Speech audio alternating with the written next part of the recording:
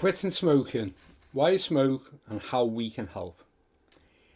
In this video, we will discover why some people smoke and how we can help you quit smoking. Quite a number of our clients have tried to quit smoking with every method out there, from reading the books, seeing a hypnotist, nicotine gums and patches, to smoking pills and even vaping.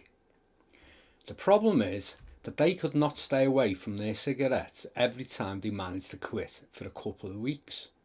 They either had massive withdrawal feelings, fell into depression, gained weight, or even had suicidal thoughts. Our clients are highly successful in other areas of their lives. They are strong, driven and determined, yet they couldn't quit smoking. They feel guilty for smoking, but they kept on smoking because smoking activated their brain. It caused them to release feel-good chemicals like dopamine, so they smoked again and again to replicate the pleasurable effects of dopamine. Nicotine makes smoking really addictive. With smokers, they know that they can get an instant fix of pleasure at any time, and all smokers smoke either to boost a good emotional state or to escape from a bad one. Of course, not everyone needs nicotine to get a dopamine hit. We can get dopamine hits from eating chocolate, listening to music, laughing, watching a movie, exercising, and of course having sex. However, for smokers, when you're stressed, you smoke because you think you're wired that smoking will ease the stress and make you relaxed. However, smoking can't help you relax, as people who smoke and inhale carbon monoxide have less oxygen for red blood cells to carry around the body. This means that the heart receives less oxygen to pump around the body, and the body needs additional oxygen, and nicotine speeds up the heart rate. The heart compensates by beating faster to deliver more oxygen. Smokers also believe that they can also escape stress by having an alcoholic drink. They then end up smoking to enjoy their drink. The alcohol and the nicotine has given their dopamine a massive boost, and you end up with that feel-good factor, even though it's short-lived. Of course, not everyone smokes when they are stressed. Non-smokers don't smoke to relax, and they don't smoke to enjoy a drink. The motive for smoking is to feel good. In fact, that's what all self-destructive behaviours have in common. The driven emotions when you do them repeatedly, even though in the long run you know that smoking is something that's going to hurt you. You keep on repeating it, and it's not because you're insane, it's because it gives you an immediate emotional reward. Unfortunately, it's a short-term gain for long-term pain. There is a great quote by Dr. Anna Lembke from her book Dopamine Nation, and it says, quote, "We are all running from pain. Some of us take pills, some of us smoke. We will do almost anything to distract ourselves from ourselves. Yet all this trying to insulate ourselves from pain seems only to have made the pain worse." And let's be honest, unless you've been living in a cave, all smokers nowadays know what smoking is doing to them, yet they carry on smoking. I was speaking to a client the other day and I asked them about their top values, and the top two were family and then health. And I was curious to know if they could see a conflict, which they did. So I asked them, how could you be a smoker and have your top values as family and health? Surely the smoking damages both your family and your health. And it's these types of contradictions that causes even more pain. Because we know what we value the most, yet we are smoking and doing the very thing that is killing ourselves and hurting our values. People are the sum of their identity, their emotions and their beliefs.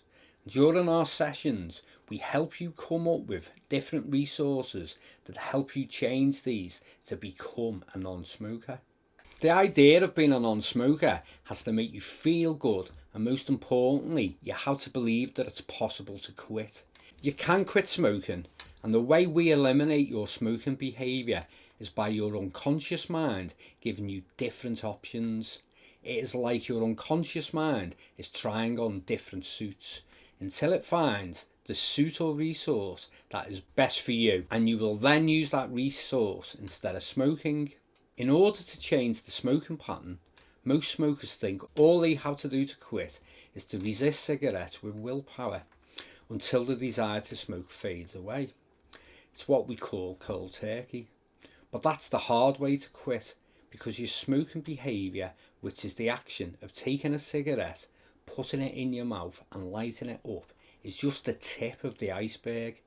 Every cigarette you light up is preceded by your thought of smoking and your emotional state. According to Taylor Hayes of the Mayo Clinic College of Medicine, research over the past 25 years has shown that out of 100 people trying to quit smoking cold turkey, only 3 to 5 of them will succeed for longer than 6 months. In other words, while some people can quit this way, at least 95% of people can't quit cold turkey. Our thoughts affect our emotions, and our emotions affect our behaviours. Your emotions about smoking reinforce your smoking behaviour, so you will stop picking up a cigarette only when you change how you feel about smoking. And to do that, you first have to change what your mind is linking to the smoking. So let's see what happens inside the smoker's mind during a craving. When you're trying to quit, you have an internal dialogue that goes something like this. I want a cigarette. Please don't smoke, but I want a cigarette. But you don't have to have a cigarette. Don't do it now. You see, you are stuck in a loop. You know that smoking is not good for you, yet your unconscious loop is saying have this cigarette because it will help you relieve stress and be relaxed or feel good. However, over time, you have come to realise that smoking is no longer good for you. You want an alternative way of dealing with stress and to relax. What we do together is break that loop, and you will come up with alternative resource to smoking.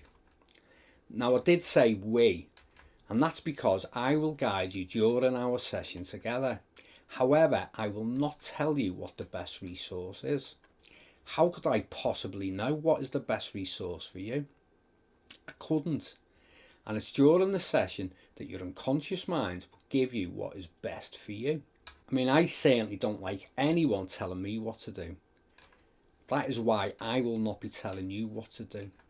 There are no scripts, there are no presumptions on my part. I'm not judging you.